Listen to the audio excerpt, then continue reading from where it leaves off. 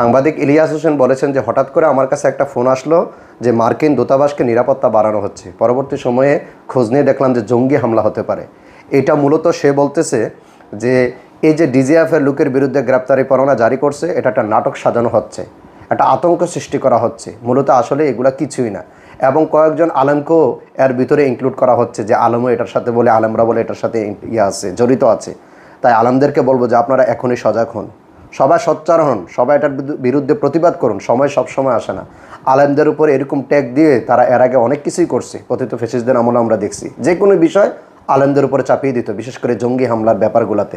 তো এজন্য বলবো প্রত্যেকটি আলেমকে যে আপনারা সবাই জবাব চান যে কোন আলেম এটার সাথে জড়িত আছে, আমরা জানতে চাই। এইভাবে বানোয়াটভাবে এভাবে মনে করেন গুজব ছড়িয়ে তো কোনো লাভ নাই।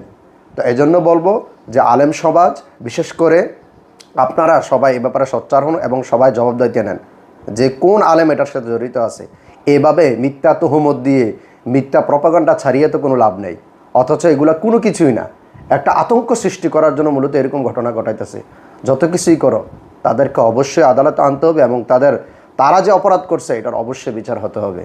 গুম খুনের আসামি হয়ে এখন নানান পায়তারা করতেছে এই বিচারিক কাজকে প্রশ্নবিদ্ধ করার জন্য, বানচাল করার জন্য। কোনো লাভ হবে না।